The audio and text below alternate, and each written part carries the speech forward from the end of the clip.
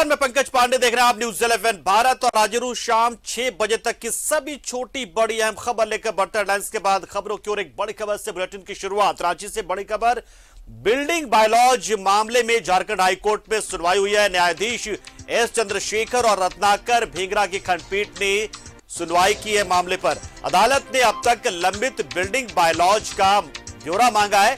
RRDA और रांची नगर निगम से इस संबंध में ब्यौरा मांगा गया है। 2019, 2020, 2021 के बिल्डिंग बायलॉज से जुड़े मामलों के प्रक्रियाधीन निष्पादित लंबित मामलों का ब्यौरा मांगा गया है। तो देखिए, बड़ी जानकारी इस वक्त हम आपको दे रहे हैं। आज बहुत ही महत्वपूर्ण एक ऐसे मामले पर सुनवाई हुई है जिसको लेकर लगातार जब तक सवाल उठते रहते हैं, खासतौर से तब जब निगम कार्रवाई करता है और बिल्डिंग बायलॉज की बात करता है और उसी के आधार पर कार्रवाई करने की बात करता है। लेकिन इसी मामले में हाईकोर्ट में सुनवाई हुई और इसमें कोर्ट की सुनवाई की इसमें और इस मामले में निगम से सवाल पूछा है कि कहा कि बिल्डिंग बायलॉज आपका कहता क्या है, आखिर किस बिल्डिंग बायलॉज की बात लगातार होती रहती है। और आयुष इस खबर पर पूरी जानकारी के लिए हमारे साथ फोन लाइन पर जुड़ चुके हैं। आयुष, निश्चित तौर पर जब तक कार्रवाइयां होती हैं तो कहा जाता है बिल्डिंग बायलॉज के मुताबिक वो नहीं, और इसलिए आरआरडीए हो या फिर रांची म्युनिसिपल कॉर्पोरेशन हो, लेकिन अब ब्यौरा मांगा कि आखिर आपका बिल्डिंग बायलॉज है क्या। जाहिर सी बात है, बड़ी खबर अपने आप में। देखिए पंकज, ये आपने कहा कि लगातार सवाल उठते रहे और एक सवाल ऐसा था 2011 में नेफ्रोलॉजिस्ट जो रांची के प्रसिद्ध चिकित्सक थे एसएस प्रसाद, उनकी बिल्डिंग को डिमोलिश किया गया था जो राजधानी रांची के कचहरी चौक के पास रेडियम रोड में स्थित था। ये 2009 की घटना थी। उन्होंने 2011 में एक रिट दाखिल की थी जिसे अदालत ने खारिज कर दिया। उसके बाद वो उन्होंने एलपीए दायर किया और उसी एलपीए पर लगातार सुनवाई हो रही। हालांकि उनका देहांत हो गया, उनके बेटे डॉक्टर राजेश ने केस टेक ओवर किया है और वो इसमें प्रार्थी है।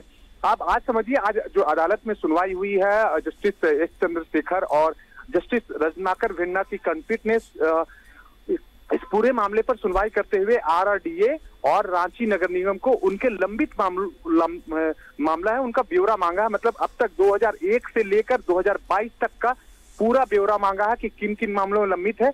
वहीं उन्होंने फ्लो की भी बात की कि क्या आपकी प्रक्रिया है जो इतनी समस्याएं आ रही हैं, क्योंकि बिल्डिंग बायलॉज एक ऐसा कह सकते हैं कि समस्या बन गया है जिसमें प्रार्थी भी परेशान होते हैं और निगम भी कहीं ना कहीं इस पे दलीलें पेश करते नजर आता। तो इसको क्लियर होने के लिए अदालत ने कहा है, खास करके अदालत ने स्पेसिफिक मतलब विस्तृत रूप से आपका 2019, 2020 और 2021 में जो पास किए गए नक्शे का भी ब्यौरा मांगा है, जिसमें 9 मई को जवाब दाखिल करना। देखना ये होगा कि कितने मामले लंबित है और क्या और ये मामले किस तरह के हैं और क्या कुछ इस पर निगम जवाब दाखिल करती है। पंकज और RRDA.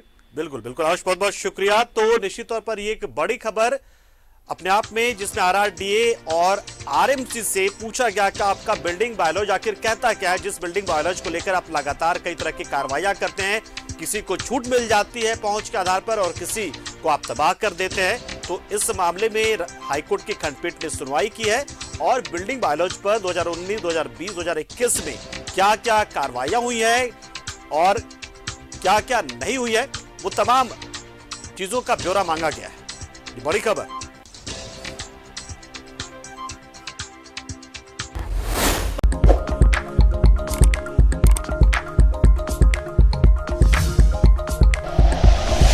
Like and share videos, subscribe करें हमारा चैनल और प्रेस करें बेल आइकॉन। न्यूज़ 11 भारत, सच है तो दिखेगा।